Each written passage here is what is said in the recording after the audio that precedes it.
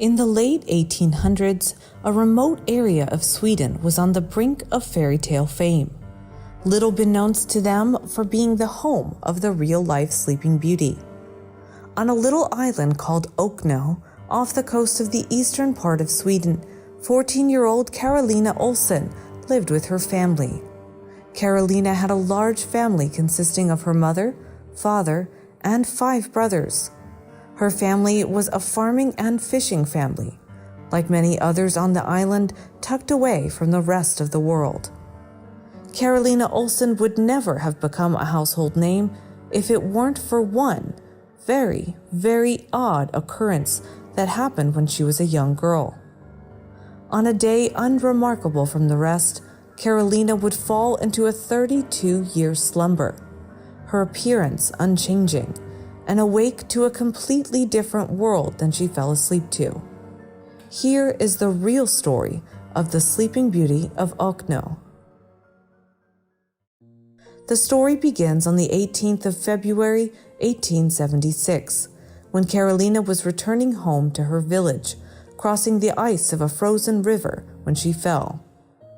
Some say she fell through the ice, nearly drowning, but being pulled to safety at the last moment, although other sources claim she tripped and hit her head, knocking a tooth loose and resulting in a toothache.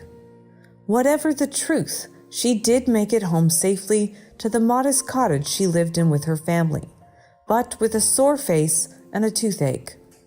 Her father looked her over when she came over, and despite bruising and scrapes, she appeared perfectly fine. Then Carolina's toothache got worse, and she suffered from excruciating headaches, out of the ordinary for her. Her father, a local fisherman, and her mother thought it was down to witchcraft. It was 1876, superstition was high, and the village of Okno was quite isolated. Knowing there was nothing they could do that evening, given their remote location and financial strain, Carolina was told to go to bed and see what took place the following day. However, when she fell asleep, she did not wake up. In fact, she would not awake for decades. She went to sleep at 14 and not to return to the waking world until age 32. Her parents were desperate to wake her up, but couldn't afford a doctor at the time. They tried a number of methods to bring her back to consciousness, including a hot flame across her skin and even pricking her with needles, first on her body and eventually under her fingernails. It was no use. Carolina was still fast asleep. When their daughter did not wake up after a few days and they were unable to rouse her, they sent for medical help. In the meantime, as the days passed, they took to force-feeding their daughter 2 glasses of milk and sugar a day. And when they finally had a doctor come look at her, he would tell them that she was in some sort of coma. Although why was she in a coma was anyone's guess. The doctor kept up to date on the case, and as the months stretched into a year and the girl continued her slumber, he implored the medical community to try and figure out what was going on. Other doctors made their way out to the secluded island to see Carolina for themselves, and it was noted that her hair and fingernails seemed to have not grown during the entire episode, and that she had not really lost any weight, despite subsisting on only a mere 2 glasses of milk a day. In fact, she was in surprisingly good shape. Her muscles seemed to have not really atrophied at all. It was as if Carolina was in some sort of state of suspended animation. In July of 1882, a full 6 years after she had gone into her mysterious sleep, Carolina was still sleeping away, and her concerned, burdened parents had her hospitalized in the city of Oskarshamn, where doctors tried to revive her with electroshock therapy to no avail. Frustrated doctors would throw up their hands and diagnose her with a severe neuropsychiatric disorder called dementia paralytica, also known as general paralysis of the insane or paralytic dementia, but no one could be sure, and it is unlikely that she actually suffered from this. The family was told there was not much to be done except wait and hope for the best. And so they waited and waited some more. Years passed, seasons changed, the world evolved around them. Family members passed away, and Carolina slept, occasionally moaning or tossing and turning, and even sleepwalking or mumbling in her sleep on occasion, but never fully waking up. The only time she ever showed any sort of true reaction to the outside world was when she was seen to cry when her brother passed away in 1907. Yet, she did this even as she remained in her strange comatose state. Carolina's mother would also die during this ordeal, and a full-time caregiver was hired to tend to her. This maid was baffled that Carolina's hair always seemed to be clean and that it never grew, nor did her nails. She also noticed that sometimes when she left and came back, pieces of candy she had brought with her would be missing, leading her to be suspicious of the whole thing. Yet Carolina would never rouse from her sleep, no matter what anyone did. After years of this, it was also rather odd that the woman did not seem to be aging normally, looking much younger than she should have, as if her whole metabolism had been slowed down. This would continue for 32 years, until one day she just suddenly woke up. On April 3, 1908, Carolina suddenly and without warning sat up in bed and began crying. The maid entered the room expecting this to be just another sleepwalking episode, but was astonished to see that Carolina was alert, awake, and looking about the room in confusion. The family was immediately called to her bedside, but the young woman seemed to not recognize her now grown brothers and was not in a state of shock and panic. Over the next few days, she did not say much and showed an almost painful reaction to sunlight, but with some difficulty she began speaking again. Under questioning, it was found that she had no memory of anything since falling into her long sleep except for half-remembered dreams and nightmares. And when doctors examined her, they were puzzled that she seemed to have no negative side effects from being bedridden for decades. Although she was technically now in her late 40s, she looked more like she was in her early 20s. She was subjected to mental tests by psychiatrists and was found to have full possession of all her cognitive abilities and intelligence. Although she was having difficulty adjusting to the world that had changed so much around her. The news got out about what the media was calling the Sovereign'skan pa Okno, or the Sleeper of Okno, and Carolina was soon a minor celebrity. Of course, there were skeptics. After all, how could a woman remain asleep in bed for over 3 decades with no ill effects to show for it, and having only subsisted on 2 glasses of sweetened milk per day? The idea was that her family had been in on it, and the whole perpetual sleep thing had been a ruse to keep her hidden away from the world. Another idea posited by the Swedish psychiatrist Harold Fraderstrom was that she had suffered some sort of deep psychosis state rather than a full hibernation. But that still didn't explain why she looked so incredibly young. Carolina would end up leading a content and normal life right up into her death in 1950 at the age of 88, always insisting that it was all true and taking any secrets she had to the grave with her. We are left to wonder, what happened to Carolina Olsen? Interestingly, there have been other similar cases to hers, although not nearly as dramatic. In 2012, a 15-year-old British teen by the name of Stacey Comerford fell into a deep sleep that she would not wake for from 2 months. The cause was speculated to be a condition known as Kleine-Levin syndrome or Sleeping Beauty syndrome, but it is still poorly understood. Was Olsen perhaps suffering from a particularly spectacular case of this? How do we explain her ability to come out of it without any significant mental or physical health effects, or her lack of aging during the ordeal? We will probably never know, and the case of the Swedish Sleeping Beauty remains an unexplained historical oddity and possible medical marvel that we may never understand or have the answers for.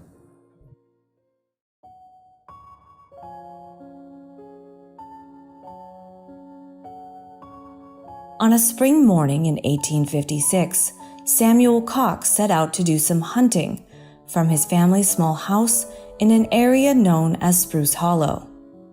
When he returned later, he and his wife discovered that their 2 sons, Joseph, age 5, and George, age 7, were missing. Mrs. Cox thought maybe the boys followed their dad hunting without him knowing and may have gotten lost in the woods. George and Joseph were never to be seen alive again. The search for the boys lasted 2 weeks and culminated in a gruesome discovery beneath a large tree on the shady banks of Gypsy Creek. And had it not been for a prophetic dream, the whereabouts of George and Joseph Cox might still remain a mystery. This story is fact, not fiction. It isn't a tall tale nor urban legend.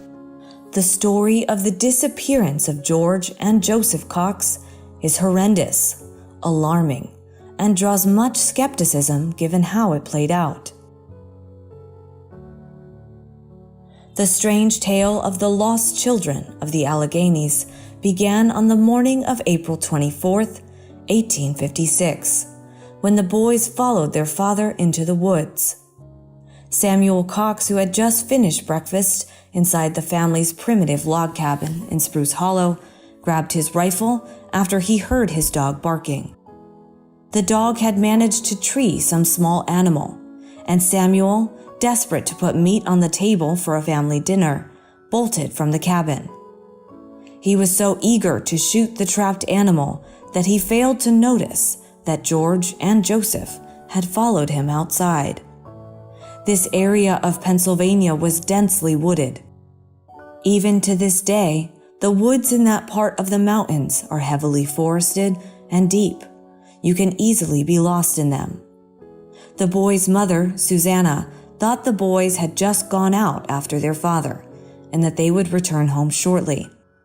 When Samuel turned up at home alone, no boys in sight, that worry and fear started to set in. The parents realized their 2 boys really were gone, somewhere in the woods. Samuel scoured the area around his house, but could not locate them. He asked neighbors in the surrounding area for help, but after a long search, no trace of them could be found. Hunters, trappers, neighbors, and everyone from far and near joined in the search. As time went on, over 100 people were involved in the search for the missing boys. Large fires were built on ridgetops in hopes that the children would see one of the fires and make their way to safety. The searchers came up with one theory as to the boys' location. They set their sights on a nearby stream called Bob's Creek. The stream was gushing with melted snow from the change of seasons. They figured it was near impossible for the boys to have crossed the other side without drowning. Unfortunately, the search didn't bear any fruit. They were unable to find the boys, not even a trace of them. On April 26th, suspicion fell on Samuel and Susanna Cox. It was thought that they might have their children in hope of gathering donations from a sympathetic population. However, the family's cabin and garden were searched, but no bodies were found. The local lore is thick with speculation on the boys' demise. A witch from Somerset County and the dowser were even consulted in searching for the remains. But the dowser found nothing, and the witch, despite claiming to know the children's location, led a search team through the woods for hours without finding anything. According to the legend, the night after the disappearance, a local farmer, Jacob de Bert, heard about the missing children and remarked to his wife that he wished to be able to dream of their location. On May 2nd, 1856, he had a dream in which he walked a path through the woods, past a dead deer, a child's shoe, and a fallen birch tree, and eventually to a corpse of birch trees in a small ravine. Here he found the bodies of the Cox boys. The dream reoccurred on 2 following nights. The farmer told no one but his wife about the dream. However, he felt that the dream was prophetic, and on May 7th, he told his brother-in-law, Harrison Wysong, who recognized elements from de Bert's dream. Thus, the 2 men decided to make a search, culminating in the discovery of the bodies, just as the dream had described. Under birch trees in a small ravine, reached along a track with a dead deer, a child's shoe, and a fallen birch. Jacob de Bert and his brother-in-law, Harrison Wysong, were remembered as heroes, and the day the boys' bodies were found, the church bells rang through many communities throughout the Allegheny Mountains. Once the boys' bodies were returned to the Cox home, church and school bells started ringing from Pavia to Bedford to Altoona, announcing the sad news of the boys being found. Joseph and George Cox, the lost children of the Alleghenies, were buried in Mount Union Cemetery. In 1906, to mark the mysterious tragedy's 50th anniversary, the community raised money to create a monument to the lost boys. In 1910, they had finally raised enough funds, and a monument was erected on the site where the brothers' bodies were found over 50 years earlier.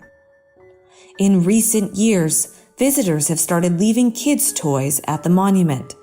The boys probably wouldn't have had much use for toy cars and stuffed animals in 1856, but it probably serves to accentuate the tragedy and break your heart if you visit the monument.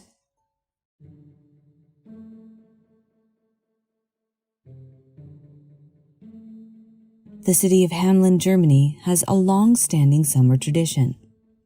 Every Sunday during the vernal equinox, locals gather in the old town center to retell a lasting tale that takes place in the very city. Deep within the children's section of the local library is an old, dusty copy of classic fairy tales. Behind the faded cover live stories of heroism, nobility, and true love. Stories that eagerly fill the minds of young dreamers everywhere. However, dwelling amongst the once upon a times and happily ever afters is a far more sinister tale of rat infestation, broken promises, and the disappearance of an entire city's children. Among those darker tales is the story of the Pied Piper, also known as the Piper of Hamelin. It's a classic fairy tale that only few have bothered to study the origins of. In fact, most that do know the story consider simply a figment of the imagination, a musing tale meant to stir and leave the audience with an important lesson, never knowing that there is a truth to the Pied Piper, some basis in reality. The most well-known version of the children's story, which was written in 1857, talks about the Hamelin townspeople of 1284. This town was facing a rat infestation, and a piper, dressed in a coat of many colored bright cloth, appeared. This piper promised to get rid of the rats in return for a payment, to which the townspeople agreed. Although the piper got rid of the rats by leading them away with his music, the people of Hamlin reneged on their promise. The furious piper left, vowing revenge. On July 26th of that same year, the piper returned and led the children away, never to be seen again, just as he did the rats. However, the original version of the story, written 45 years earlier, did not come with the same happy ending. The town's children were lured away to a cave, where they were closed until the end of times. The only child that survived in the earlier version of the story was a child who was handicapped. Therefore, the child was unable to keep up with the musically entranced children. Thus, that one child's life was spared. There are many people who picked up this story, writing their own version of the events, right from the very time it happened. The most well-known of all the stories about what took place in Hamlin on the 26th of June, 1284, are those by the Grimm brothers. They stray far away from simple fantasy. On the interior wall of a Hamlin city house, there reads an inscription dating back to the 1600s. It reads, "In the year of 1284, on the day of Saints John and Paul, on June 26th, by a piper, clothed in many kinds of colors, 130 children born in Hamlin were seduced and lost at a place of execution nearby Koppen." The loss of 130 children is without question a near fatal blow to a town, to the population, to a chance at survival. It is remarkable that Hamlin is still standing after that. The harrowing tale of over 100 children's lives on in this plaque, all because of a supposed piper that led children to their death in the Calvary of Koppen. The legend is more than just a tall tale, but something that causes local townsfolk to shudder at the thought of it. The inscription is now more than 300 years old, and it still spooks those native to the area. Enough so that the inscription's home within a church has now destroyed stained glass window. The church can be found in the market square, and it is one of the first documented records of the story of the Pied Piper. Even given the centuries-old age of this story, the town maintains that there is, allegedly, an eyewitness account from the time. In the windows of the historic building, there's the scene of the legendary piper that pushes children inside of a mountain. It explains the episode in an unambiguous way.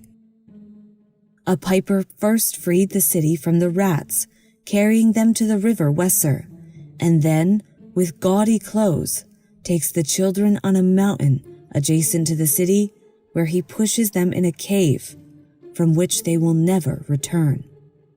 And what of this 800-year-old tale is really true? And what happened to the children of Hamlin? Numerous hypotheses have been made to explain the episode. Someone says that the rats never existed and were added to the story only from the 16th century.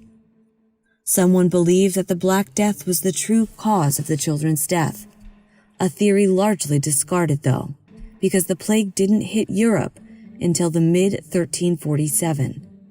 So it is very unlikely that an entire city was already afflicted over 60 years earlier. Several other theories have been put forth in an attempt to know what happened in the story. The children were taken to die in the mountains to avoid the contagion of the whole population, with the disease of Chorea Sydenham, also called the Dance of St. Vito. About this, there are references in the Chronicles of Erfurt of 1237 and in the Chronicle of Maastricht of 1278. Or the children were forced to leave the city for a new children's crusade, or for a military campaign. The Crusade of Children has been the subject of extensive debate, and seems to be the result of a misinterpretation of the Latin word puer, which is confused with the word pauper, which means poor. The military campaign, on the other hand, was very common at the time and often involved even the youngest. It's also possible that the children were part of a migration eastward, probably to Transylvania, and maybe the colorful man with the flute was just a really convincing real estate salesman. Another hypothesis, very interesting, came from Gernot Hussam, a local historian. The Barons Spiegelbergs, convinced Catholics, were determined to eliminate resistance to religious conversion in the area and hired a hunter with bright clothes. Had 130 children of the city of Hamelin sacrificed over a Calvary, like that of Christ, sacrificed to save the men, near the city. The ordeal could be Mount Ilth, only 15 kilometers away from the town of Hamelin, where is located the Kitchen of the Devil, a perfect place to make sacrifices of this kind, and traditionally linked to pagan rites.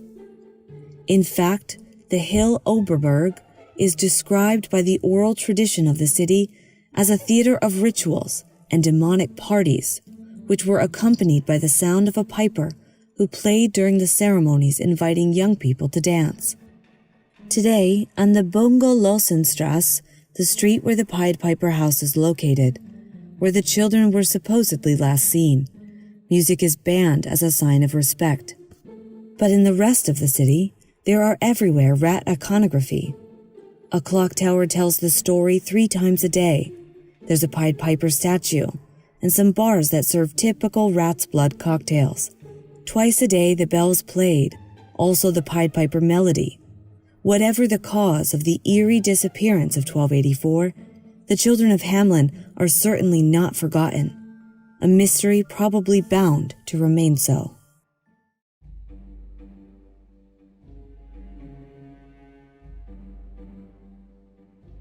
Before the invention of the written word, societies of the past needed a way to document their lives, to record successes and failures, much in the way we still do now. The main way these ancient communities did this was through rock carvings, drawings, and paintings.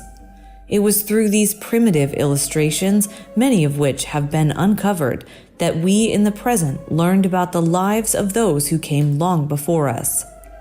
Yet, on rare occasions, these primordial rock pictures have shown us something else entirely. They have given us more than a peek into another time or place, but shown us a story or an image that is truly mysterious. Tucked away in an isolated valley about 2 hours from Milan is a place known for its famously mysterious rock art called Valcamonica. The valley in which Valcamonica is located sits within the craggy mountainous terrain of the Central Alps. It is the largest valley in the area, situated in the eastern Lombardy region, inside the Italian province of Brescia. It's a sweeping and expansive 56 miles wide, running through fields, forests, and quiet medieval villages. These villages in the quiet parts of Europe are the ones we see in the storybooks as children, those seemingly untouched by time and the modern world. Valcamonica's villages themselves have been voted some of the most beautiful in Italy many times over. The valley is blooming with plant and flower life that makes it a special place to see.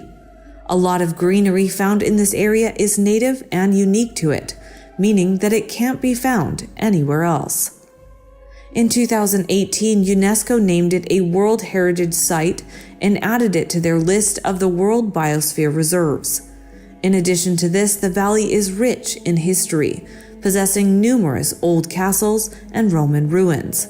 And it has several UNESCO World Heritage Sites, but Valcamonica is perhaps the best known for having the largest, most extensive, and complete collection of prehistoric rock drawings called petroglyphs in the world.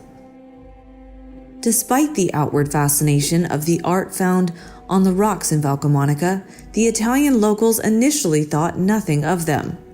Most of those local to the region paid no attention to them, thinking them piety or scribbles until 1914. At this time, Gualterio Layen, an alpinist and geographer, came across them. It was his discovery of the carvings that went previously unnoticed that thrust them into the international spotlight, drawing interest from scientists and anthropologists across the globe.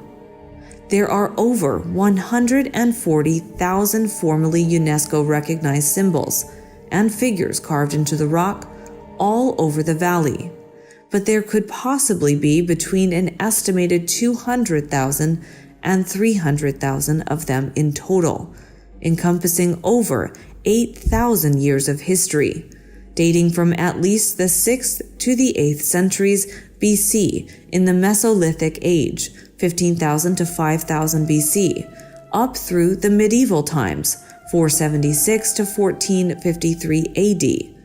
They are a unique peek into this time before written history, with many of these carvings capturing in time images depicting the daily life and spirituality of these ancient humans, including animals, plants, and humans engaged in various scenes of everyday life, hunting, magic, religion, war, and navigation, all of them in exceptionally good condition and virtually undamaged by the years and elements, thus making them and the history they depict invaluable to the fields of prehistory, sociology, and ethnology.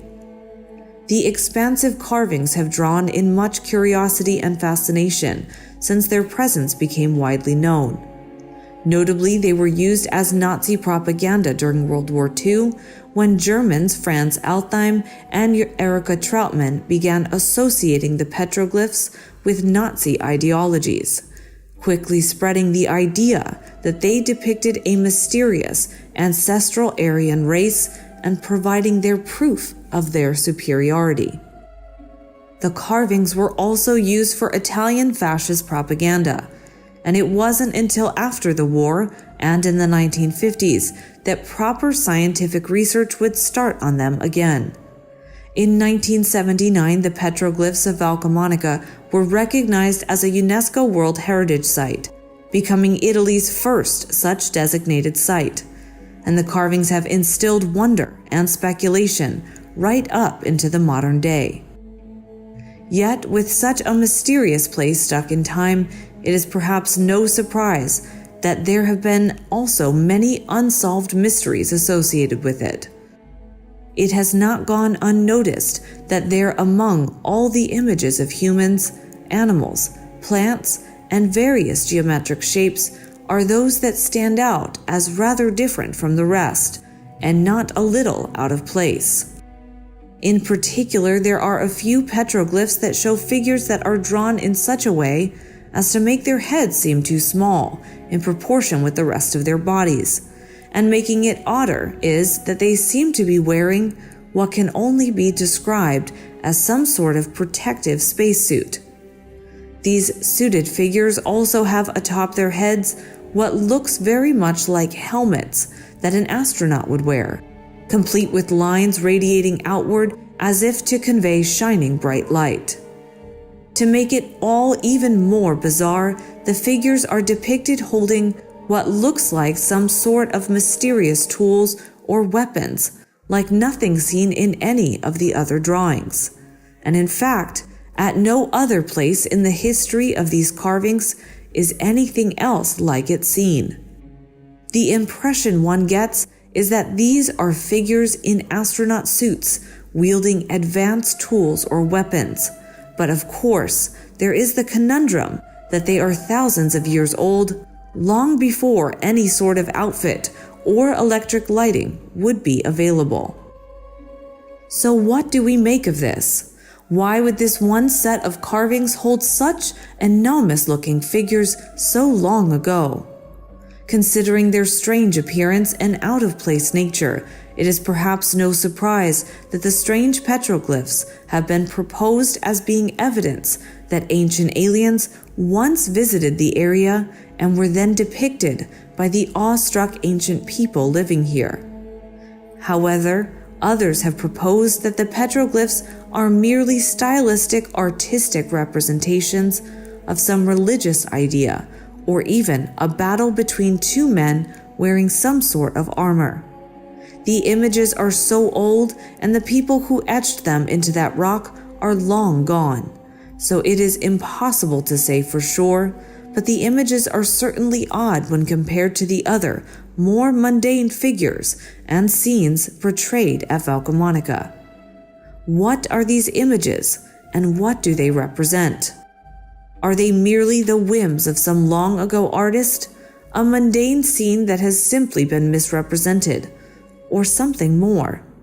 There have been many such mysterious petroglyphs discovered around the world, and whatever the answer is, the ones at Valcamonica remain intriguing at the very least.